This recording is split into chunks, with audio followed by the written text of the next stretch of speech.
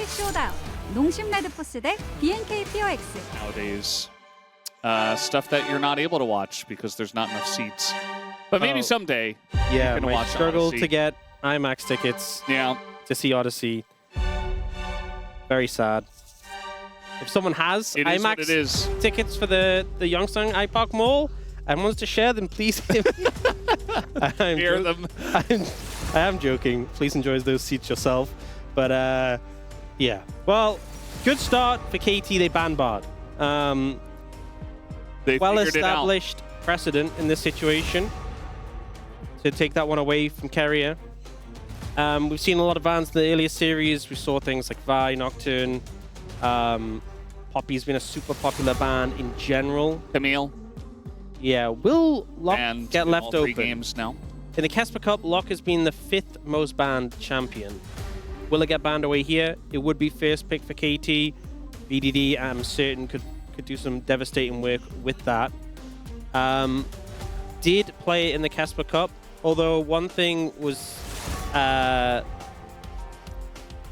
KT is that they were subbing in their academy players quite a bit, so it's been a bit of a mixed bag, but it will be banned by T1. BDD will not get a chance to relive that. Instead, goes to Cassiopeia.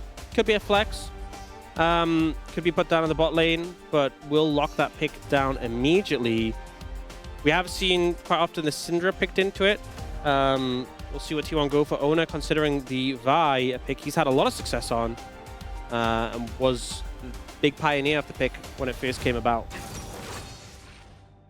Yeah, definitely a strong pick nowadays. We've seen some bans towards it as well.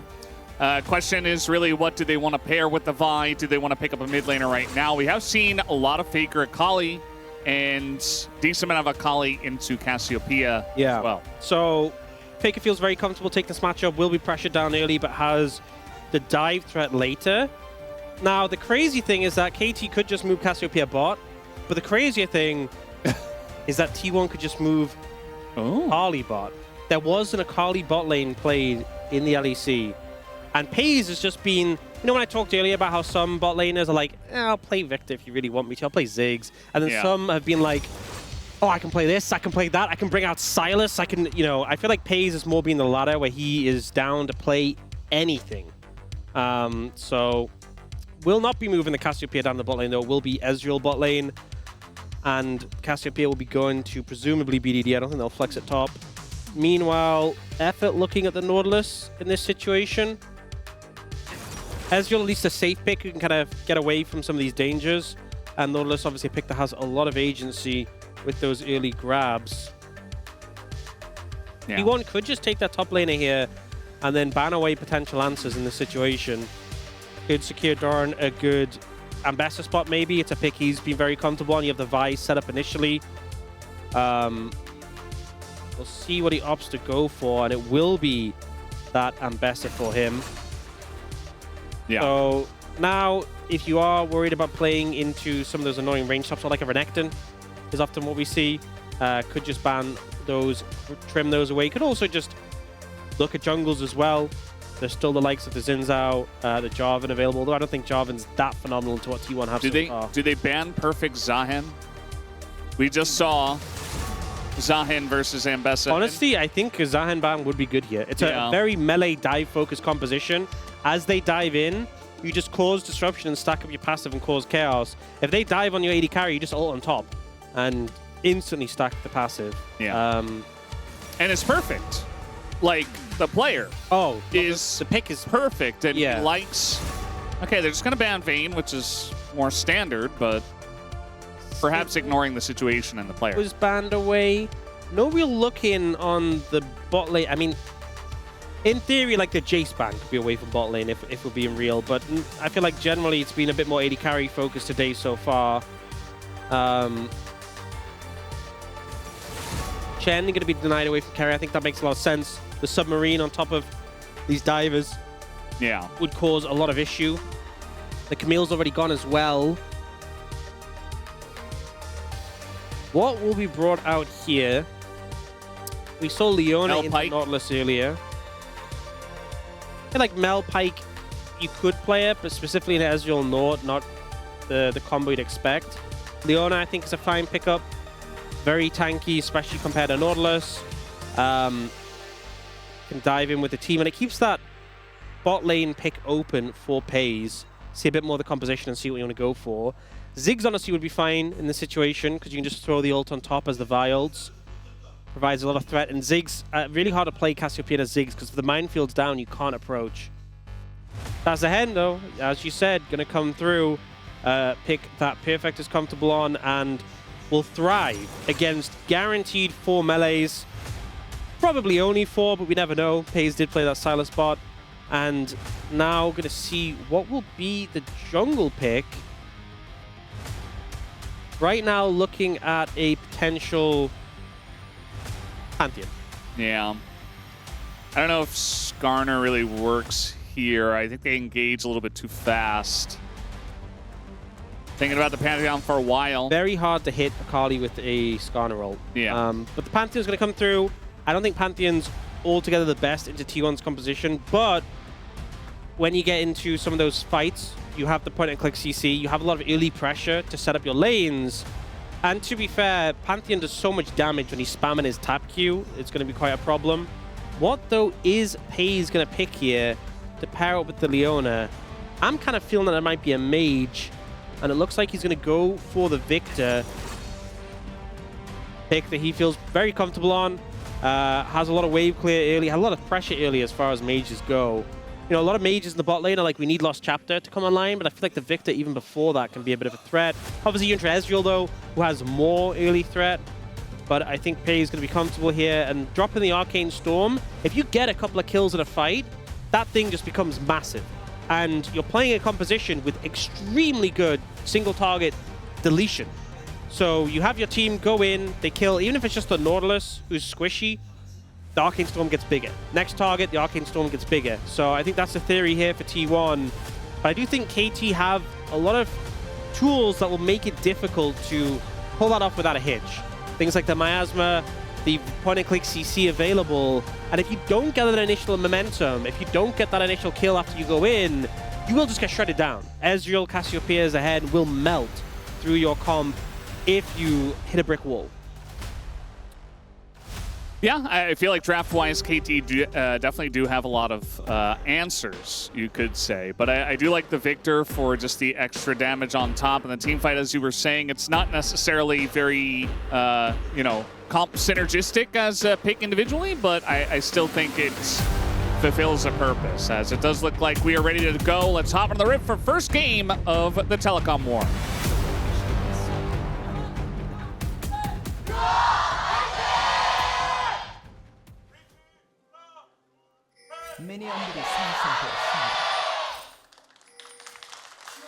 Game number 1.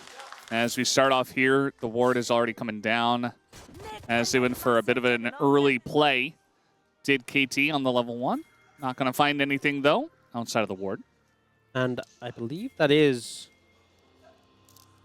Doran's Ambassador skin. So yes, bringing out his own skin. Some players on T1, not a fan of bringing out their own skins or any skin. Obviously, I'm talking about Faker, but Doran having the chance Thanks for clarifying that. to bring out his own skin. I mean, something like Kerry, I mean, everyone plays Kerry as Bard skin. I feel like this. Yeah. Like, sometimes you see the Snow one with a hot cocoa, but it's usually Kerry as Bard across the entire league. Faker's Ari as well. I feel like everyone played it apart from Faker. But Doran's like, yeah, you know what? I did win Worlds. I will bring out my Ambassador skin. Yeah, I think I would be a skin player myself. You'd play your own skin? I think I would too. Yeah, I mean, I don't know. Just for like brand value, like there's a reason why you have that skin. I brand think it's kind of value, smart. Brendan. It's for aura. That's intimidation.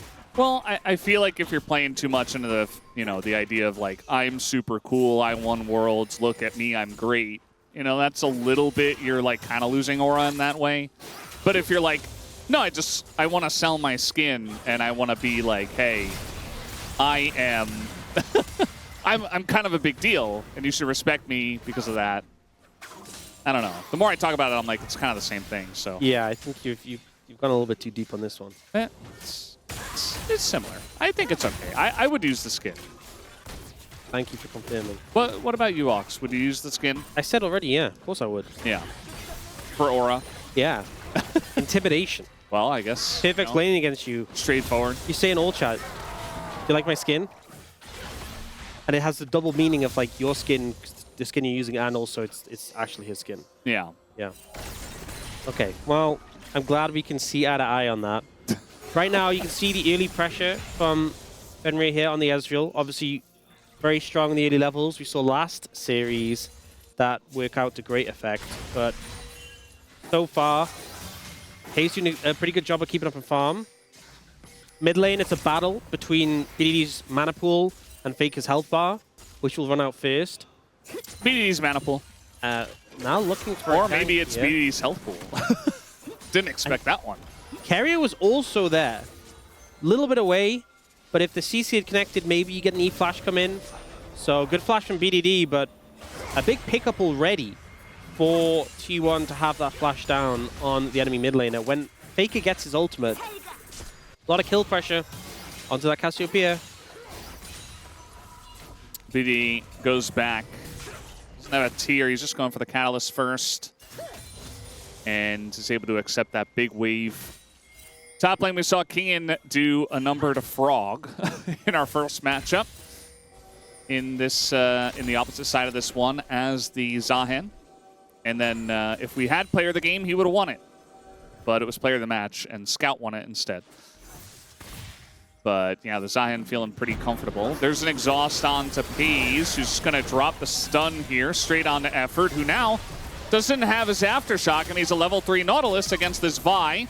As the flashes come out here, flash stun forward from Keria is easy work, and that'll be first blood handed over on a silver platter to Peas as Fenrir says, how about a little extra? Tries to go for the kill, and just dies to Owner! And he has egg on his face, and that'll be the end of the bot lane. And you guys might have thought that was super close to him taking that Keria. Keria still had heal. Still had gas in the tank. A perfect bait in. And what I think was so crazy about this play is the fact that T1 at no point seemed even slightly panicked. So I think a lot of players would just flash early here. But no, Paze is like, I have my backup. They cannot kill me in a rotation. I have the gravity field to set up the play. Ona with a little bit short on the flash here to land on Effort. But Keria commits the Q cooldown solo on Leona to take it out to Paze. Great patience knowing he doesn't need to flash. But then here, look how low Keria gets. Still holds the heal, has the Eclipse up, knows he doesn't need to use it. But it just shows you how guaranteed his life was there. There was never a world where he goes down and T1 pick up 2 kills on the bot lane. And typically, we know that the Victor's going to get strong as the game goes on. He has a Lost Chapter now, has that mana pool to play with. But the fact that Ezreal pre-face back when he has a lot of power ends up down 2 kills in the lane feels really bad. Like, you're coming back to lane with Tyr and the Fairy in a bottle. Yeah. In comparison, you have a Lost Chapter and a Dark Seal for Paze. This buy difference comparison could not be worse. Yeah, and, you know, outside of the kills and the extra gold that Paze gets, this is kind of just how the bot lane is functioning nowadays, and why we're seeing some more AP carries is just, you know, you get your Lost Chapter, and you are so much stronger than the AD carry for a long time, especially after that first item spike. Now, Perfect hasn't lost on Zahen yet. Yeah. Until, well, we'll see what happens. See last game, when the comp doesn't have the DPS to cut through, yeah.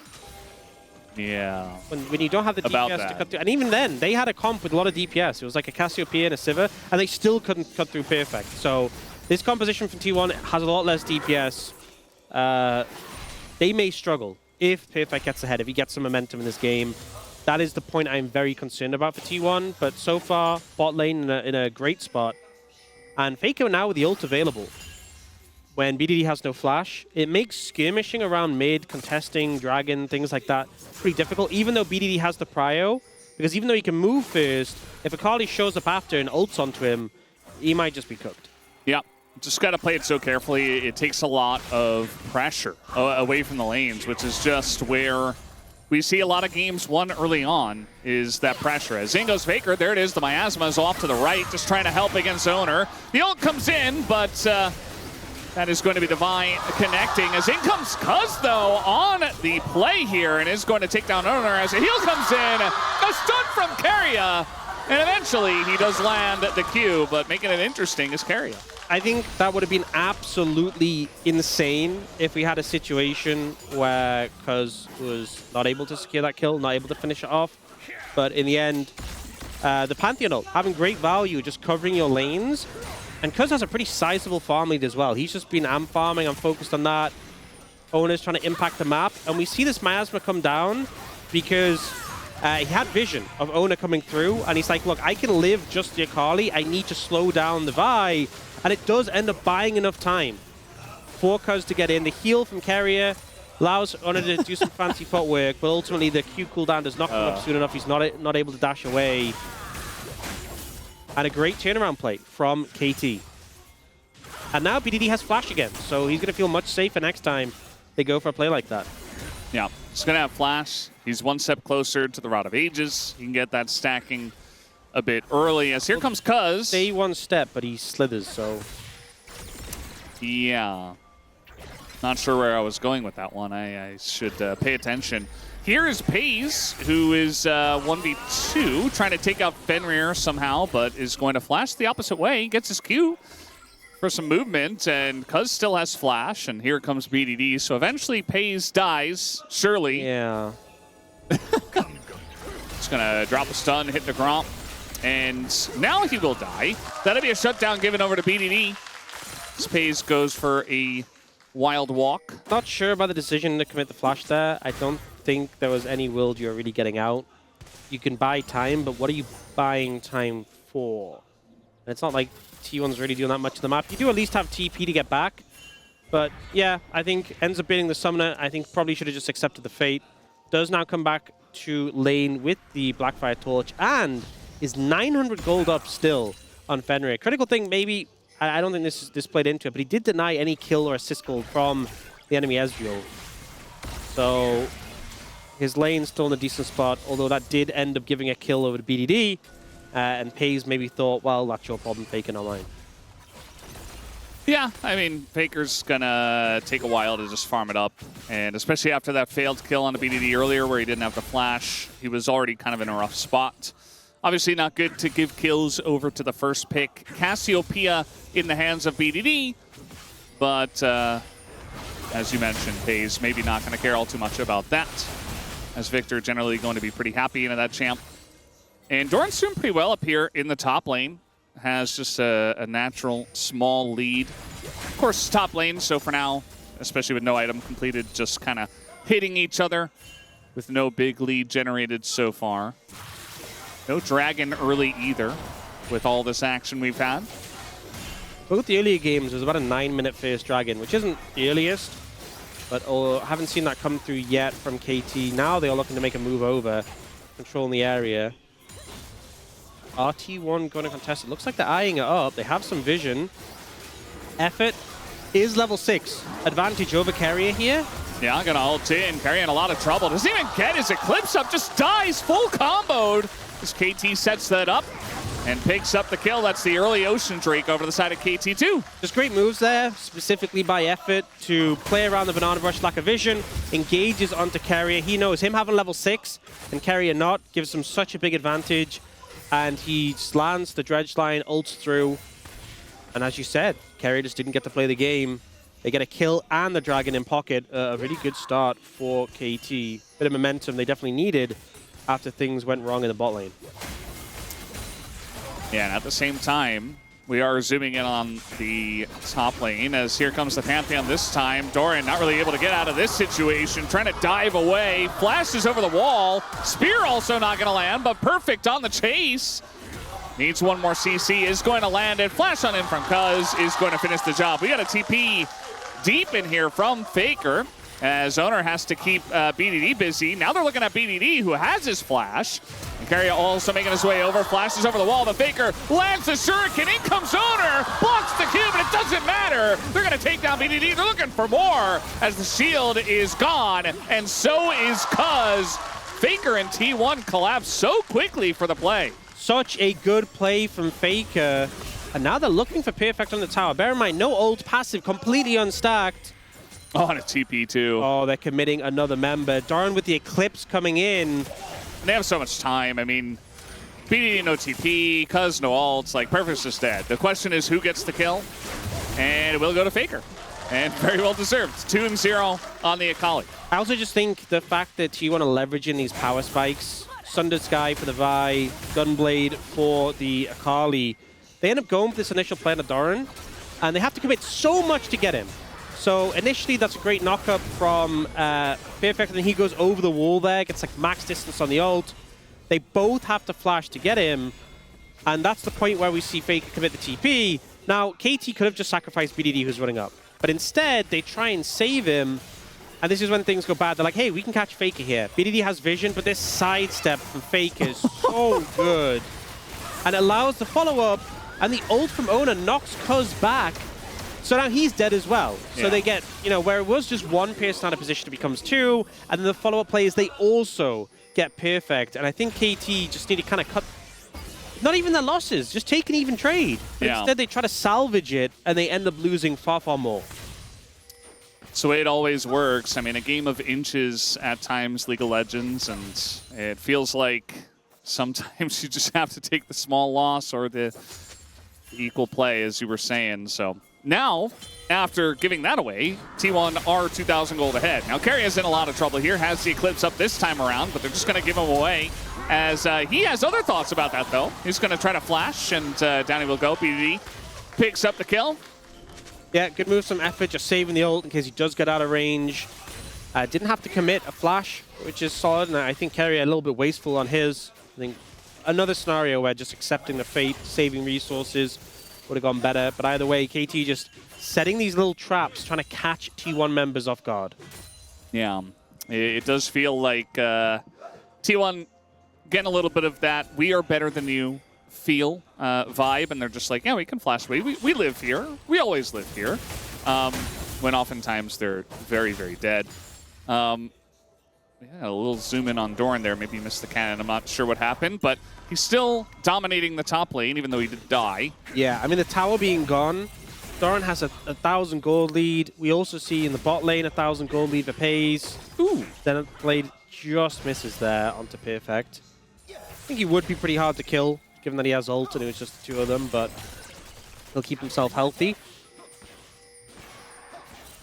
And I'm just a little concerned. Uh-oh. They're looking for effort here on the one combo. The Shuriken's going to land, and even with the exhaust, the Sundo comes in and they kill him mid-dash, but oh, he still gets the kill. Yeah, I think barely.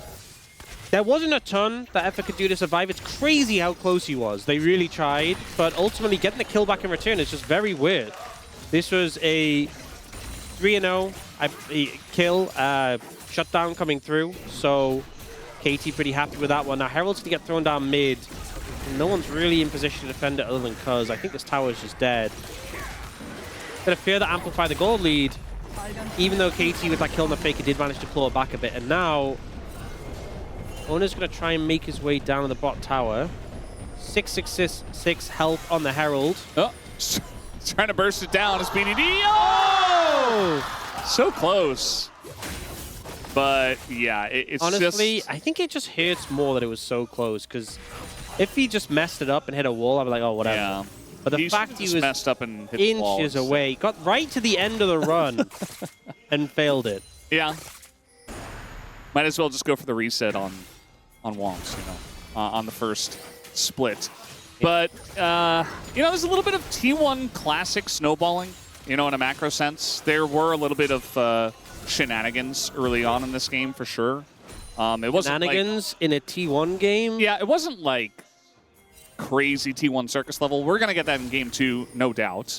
But already just a little bit of spiciness. You know, they're not scared to fight. They're willing to go for plays that maybe they don't have to. A little bit of limit testing, if you will.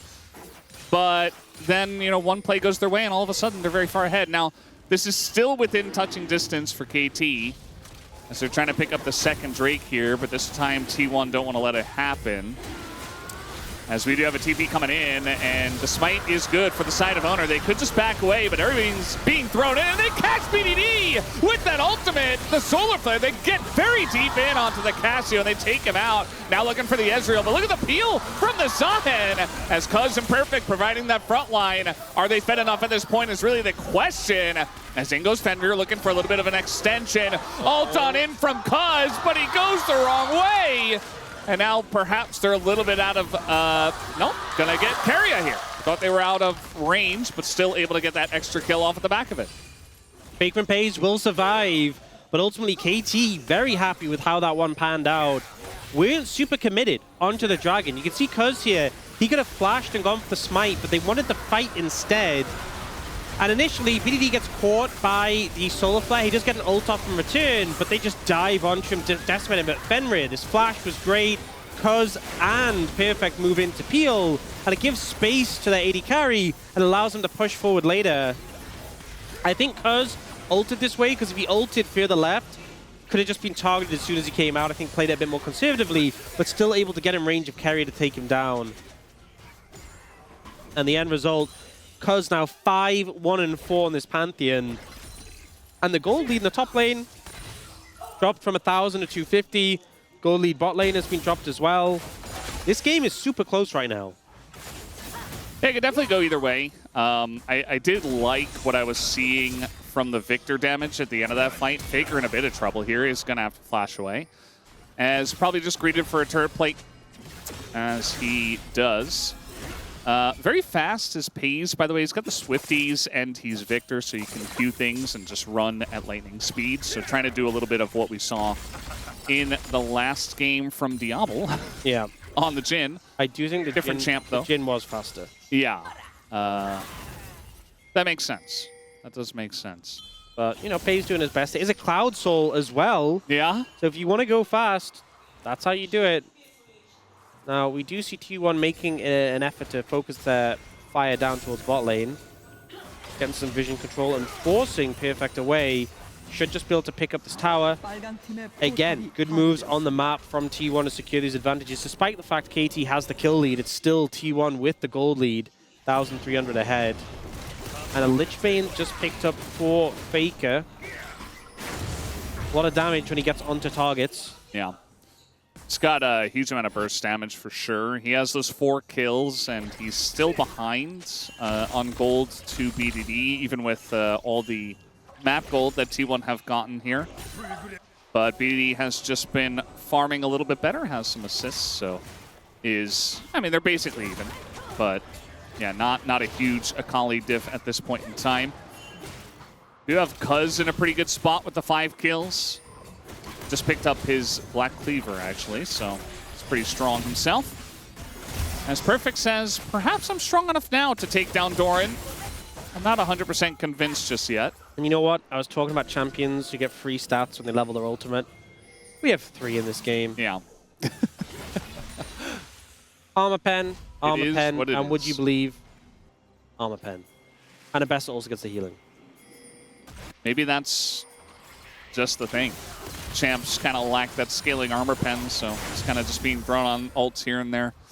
Yeah, but we do see Cuz building Black Cleaver as well. Yeah. So, good luck building armor into that.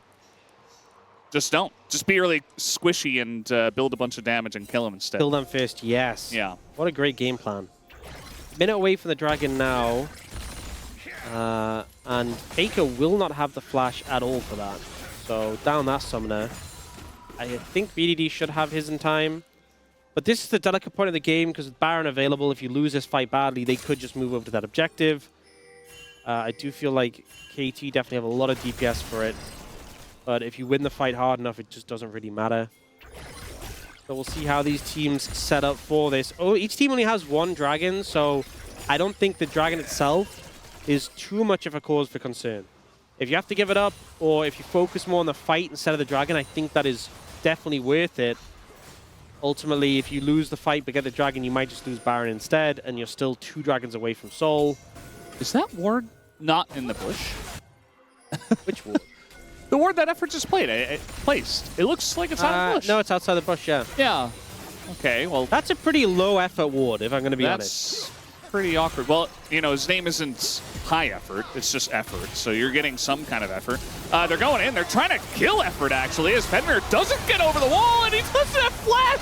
Fenrir's just out of position entirely as he trades his life with Owner, I guess. And now the follow-up comes in, and Doran catches them all. And that will be the end of that fight. We didn't even really get a setup for that one with how awkwardly it started. Such a decisive start from T1, and it wasn't clean, but ultimately they caught KT off guard. They just said go, and everyone jumped in immediately in sync together. Fenrir definitely misplayed that one, and ultimately it's T1 who claim a pretty dominant lead off the back of that and get the dragon as well. They'll go back Just to... watch the Ezreal. Yeah, so they focus their CC onto the Nautilus, and then because he gets knocked by the ult, his Arcane Shift doesn't take him over the wall. Yeah. It's kind of unlucky, to be honest. If that was planned by Owner, that's insane. But it's very hard to see that being completely intentional. But if that was, that's like an insane vibe play. Yeah. To like ult the other person so it knocks the Ezreal away from the wall. Yeah, I don't think so. But he has played a lot of Eyes. Yeah. Maybe. I mean, it was sick regardless. TPing into T1, I guess. Grim Deliverance, or the opposite of a Deliverance. Pretty grim retreat, I would say. Yeah. He's returning the package back. And Dragon will be picked up by T1. Now in this situation, Faker is so fed in this Akali with 6 kills in pocket. Seeker's Arm Guard now picked up. And this is a very momentum-based game where ultimately T1 can just very quickly start a fight and explode members of KT. And if KT cannot withstand it, they will just fall over. This was always going to, I feel like, be, if one team got ahead, the momentum would be insane. And T1 are definitely a team who will twist the knife when they get the opportunity to do so. Yeah, they're not holding back. It just feels like see target, kill target. If it's a Nautilus, sure, fine. Knock the Ezreal to the left. Mess up his Arcane Shift. Good job, Owner. It's kind of like, you know, making your own luck. If right? he ulted Ezreal, Ezreal could just shift it over the wall. Yeah. And I feel like that part makes me think the decision could have been intentional. Although I don't know, like he hit the Nautilus with his Qs, so I feel like it was just like... I mean, what I'm saying is like it could have just been, we're just going to kill the Nautilus because the Ezreal would Arcane Shift over. But I don't know if he specifically planned to knock him to the side. Yeah. But it was a crazy play. Maybe if they win and he's in the KOM interview, maybe they'll ask him. Yeah. Can we put in questions for the... Yeah, I'm pitching this question. For the interview? Look at this TP from BDD. He's like, oh, I'm a little bit too far pushed up. I have to TP back. Okay, what would you in that situation? If you got asked about that play and it wasn't intentional, we'd be like, yeah, of course it's intentional. No, I would... I would never say it. Yeah, I'm him. If it weren't. I'm him. Got a public execution here, and to be honest, I don't think Perfect has the kill pressure that he thinks he does, especially with the rotations coming over, and the fact that it's Ambessa with 2.5. And you know what? I was asking that question, but I think Owner is also another person who wouldn't answer that. He's just showing off. You want to see it again? Yeah, he's answering our question. I mean, we already knew it because he picked the skin, but he's like, yeah, I want to show it off. Like, he picks Ambessa, he picks his own skin. It's all coming together for him.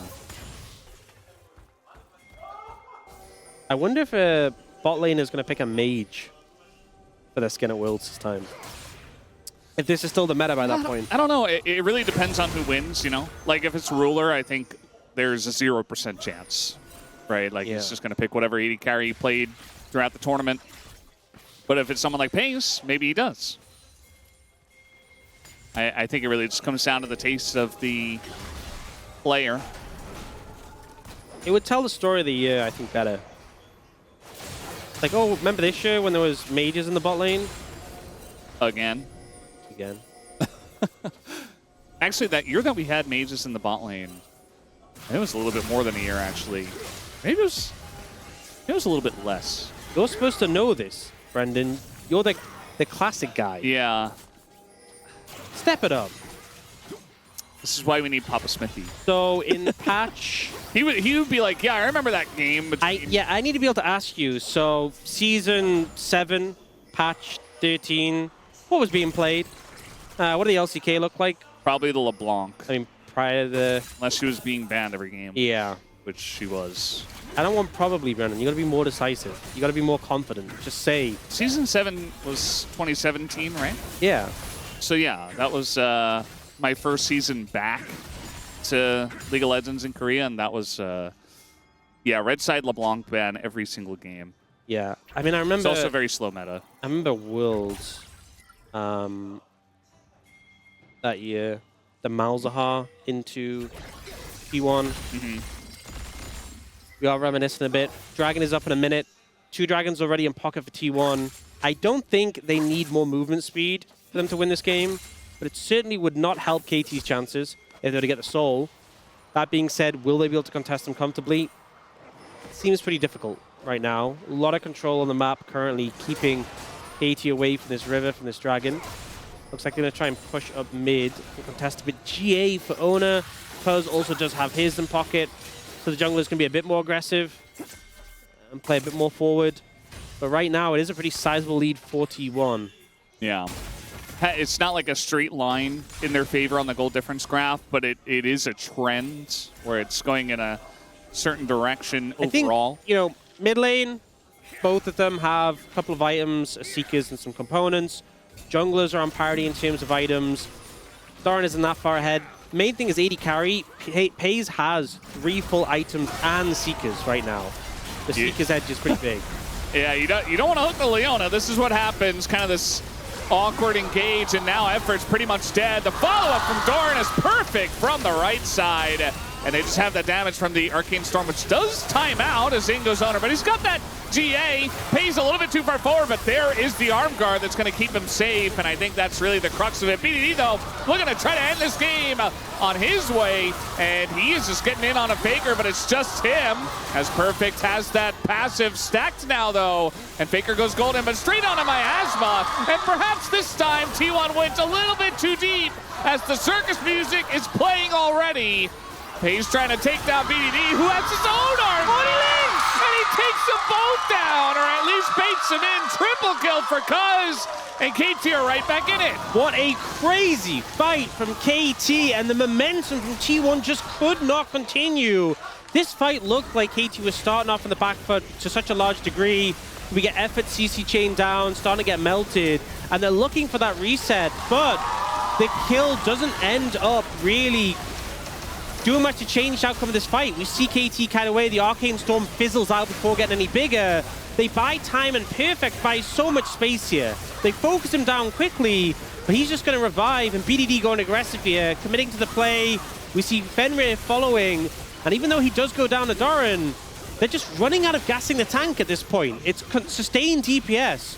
Survivability from KT. BDD going aggressive here is crazy, by the way.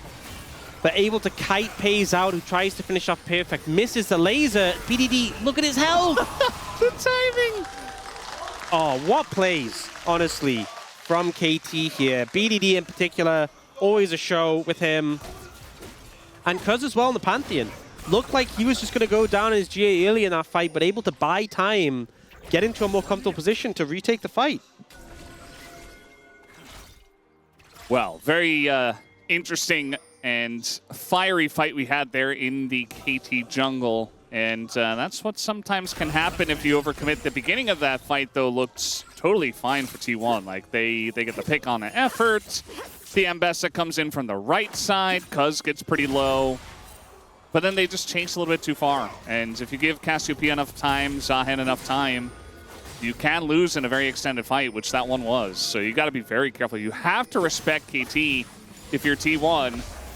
But, oh, nice dodge from Cuz. Sometimes can be difficult for We've seen so often Olaf be the big pick into these lower damage mage compositions. Zahen filling a similar role where they just can't kill you twice. And with Olaf, they can't kill you without CC. Faker, though, might be in trouble. Very deep on a Faker here, and yeah, he's going to go golden, but he's just dead. I mean, there's no way for him to get out of that one. They throw everything in the kitchen sink at him in the mid lane. Yeah. And Faker, you know, he holds on to his flash. He's like, no, I got the shroud, I'm fine. But Cuz lands the stun, and the follow-up is there. Doran has just been pushing top. Now, they will be able to get a lot of damage done to these structures. They're not going What if for Owner a team steals fight this? contest. Hey, he's not even going to try. Not even going to bother. So T1 making the best of a bad situation. Just going to pick up some gold there. Now have to get out, though, which is not a guaranteed situation. Okay, they're just going to walk to the south Walk side of the map. strategy never fails. KT were like, oh, okay, we don't want to fight you. Just please leave peacefully. Yeah. So Baron in pocket for KT. We'll see a replay of this fight. Pantheon comes in. He's in the Shroud. Cuz gets a stun as soon as he steps out. And then effort with good layering. But the thing is, Faker, stasis is on the Miasma. There's just not a more fortunate place to be. Now, though, if you look at the Baron power play, not very much at all. KT definitely need to capitalize on this Baron and get some structures. They are pushing in the bot lane. They do have Perfect covering mid, and he does have TP. So a lot of gold in terms of structures to be able to be picked up here by KT. Yeah. Like, the team gold is dead even right now. Definitely tip that in their favor. You know, on one hand, you could put Pays in the lane that's being pushed and try to clear the waves as the victor, but you're just not safe enough, especially with the way T1 are playing on the map. So Yeah, they they're just put him mid. Ignoring the problem. But This is something that in my life I've done very many times. how's that worked out for you? Not so well. You're doing pretty well, though. I don't know. Like maybe in the long run it has worked out. Maybe. You know, just don't make too much of a bad situation, is what I like to call it. Yeah. You're like, you know, this isn't going so well. No, they're pushing It's this okay. lane. It's difficult to deal with. It'll work itself out. I'm just going to go to another lane. Somebody No. will handle that. It doesn't Yeah. have to be me. It would be uncomfortable if I was to go into that lane. Yeah. Let's just farm in mid or top instead. I can respect the approach. As I said, it's a line of thinking I've had many times. You lose your inhibitor, you get it back. It respawns. It's okay. True. Yeah. Some things in real life that doesn't work that way. But at least in League of Legends, T1 say, well, I can do this. They're actually looking for Perfect here, going very deep down the lane. He just Grim Deliverance is out, and yeah, no ult from Doran is going to connect, and now the collapse comes in, Cuz with the punish. Gonna take him down to the his CA, Miasma. and that'll be the end of Owner in this fight. They look for the pick. Maybe they get effort here, as the Shuriken is going to land, and Faker's thinking about it, does go in. Big ult here with the depth charts, and now the chase is on. They take out the Nautilus, but what about the rest of the fight, I do wonder? As they're looking for Fenrir, he's very isolated on the left side. Shuriken Faker, misses. no! He's going to miss, and Pays is left by his lonesome. Left to the dogs, and now Faker gonna be sniped out by Fenrir, who just outplays him in the bottom side, and the fans can't believe it. 4 strong with Baron. It's only Doran and Carrier. They might just push for the end here. Yeah, I don't see a way that they can clear these waves. Carrier and Doran gonna try to put their face in it. At least there's no Baron left. We'll have to wait and see what they can do. Although the tower damage is huge. The first one is already down, and they can't quite kill Perfect. They don't quite have the damage. As there's the knockup, Doran goes down to his GA, and they still have a wave. Owner's here, just trying to keep the dream alive. In goes Doran, nearly takes down Fenrir, but he lives until the very end of this game even. As down will go the turret, and down goes the Nexus. KT Roaster take down T1 in the first one. A game where T1 had the early advantage, but Cuz and BDD and Perfect in that fight came up absolutely massive. Going there, especially in those last bunch of team fights, I think really just trusting their comp, allowing T1 to overextend, and playing it out in extended fights is what worked for KT past the 25, 28-minute mark. And 갔다 오자. 여기 집 지우고 누르자. 사라져서 욕 먹고 탑을 찾아. 집 눌러서. 미드 텔. 아이고. 텔. 올라가자. 아래로 얘들 아래로 와. 얘들 아래로 와. 바이 노플. 그냥 W 맞어. 우리 집. 빼. 아래 삼는다. 야 위로 와. 빼. 아래로. 레오나 누구야? 야 다리 너무 좋아. 아카리 붙였고. 아카리 빅토르. 나 죽을 거 없어. 오른쪽 가죠. 왼쪽 아카리. 빅토르부터. 강준이 봐줘. 왼쪽 봐주면 좋아. 여는 사람. 봐봐. 바텀 쭉 가자. 봐도 돼. 잡으면 이긴다. 나이스. 미드 가자. 가자.